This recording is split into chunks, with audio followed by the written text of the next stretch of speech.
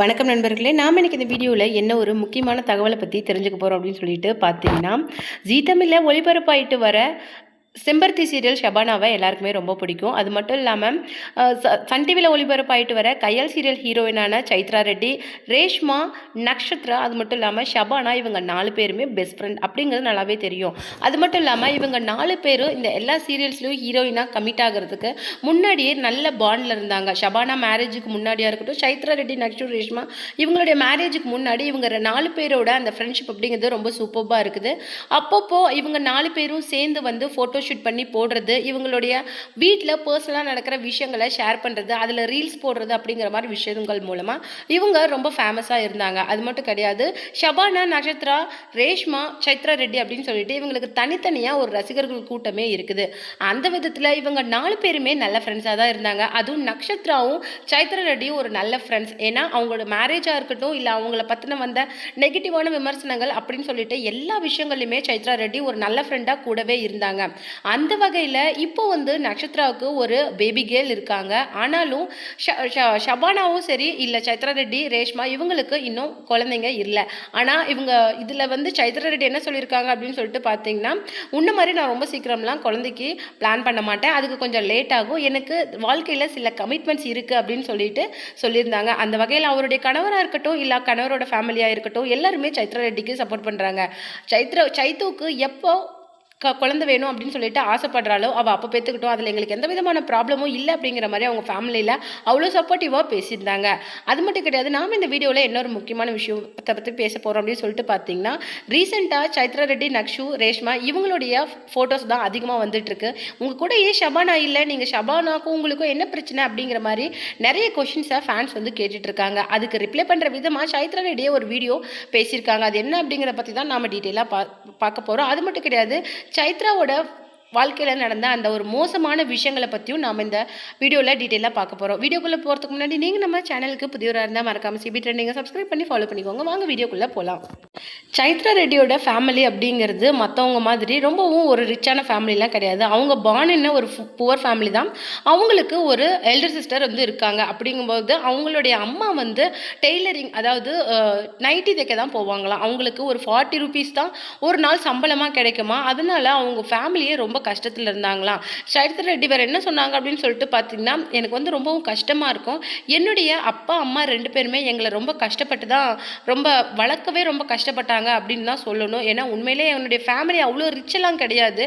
ஆனால் நான் ஒரு எக்ஸாம் ஃபீஸ் கட்டுறதா இருக்கட்டும், இல்லை எனக்கு ஒரு பிடிச்ச பொருள் இருக்கட்டும், எங்கள் அம்மா வாங்கி கொடுக்கவே ரொம்ப கஷ்டப்படுவாங்க அப்படிங்கிறது நல்லாவே தெரியும். அதனால் நானும் என்னுடைய அக்காவும் என்னுடைய அம்மாவை தொந்தரவு பண்ணுற மாதிரி எந்த விஷயமே கேட்க மாட்டோம். இப்போ இருக்கிற ஜென்ரேஷன் கிட்ஸ் வந்து நிறைய விஷயங்களை அவங்களுடைய அப்பா அம்மா வாங்கி கொடுக்குறாங்க. அந்த அவங்களுடைய லைஃப் ஸ்டைலும் சரி, அவங்களுடைய வளர்கிற விதமும் சரி, அவ்வளோ ரிச்சாக ஒரு செக்யூர்டாக வைக்கிறாங்க. ஆனால் எங்களுக்கு அப்படி கிடையாது. நாங்கள் எக்ஸாம் ஹாலுக்கு போகணுன்னா கூட அதுக்கு முன்னாடி வரைக்கும் 1/2 hour நாங்கள் பிரின்சிபல் ஆஃபீஸில் தான் இருப்போம். இப்போ எங்கள் அம்மா எக்ஸாம் ஃபீஸ் கட்டிடுவாங்க, ஹால் டிக்கெட்டு கொடுங்க அப்படிங்கிற மாதிரி ரெக்வஸ்ட் பண்ணி கேட்டுக்கிட்டே இருப்போம். இந்த மாதிரி லைஃப் தான் எங்களுக்கு இவ்வளோ நாள் வந்து இருந்தது.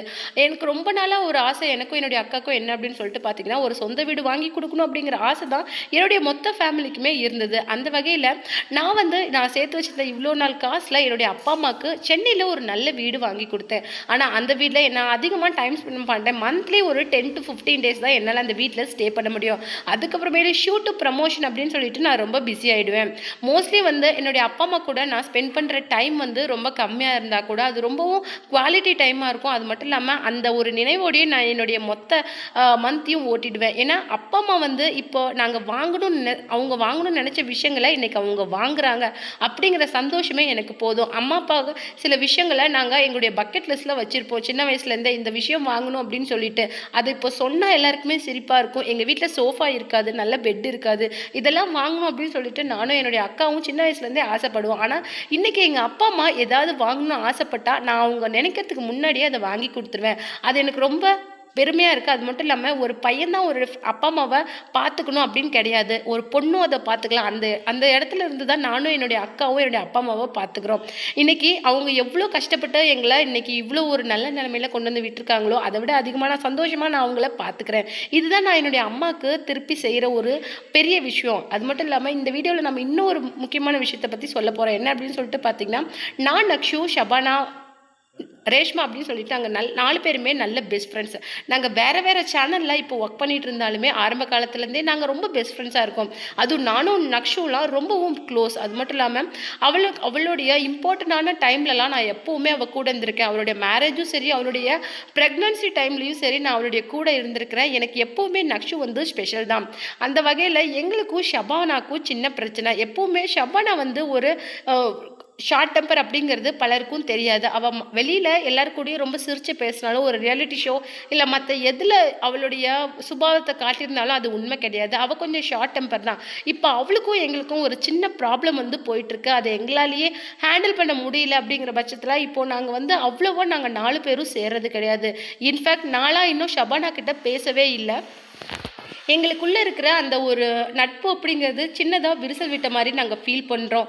மேபி இது ஒரு மிஸ்கம்யூனிகேஷனாக கூட இருக்கலாம் அப்படின்னு சொல்லிட்டு நான் நிறைய டைம் வந்து நினச்சிருக்கேன். ஆனால் இதை சார்ட் அவுட் பண்ணுறதுக்கு எங்களுக்கு நேரம் காலம் இன்னும் கூடி வரல அப்படின்னு தான் சொல்லணும்.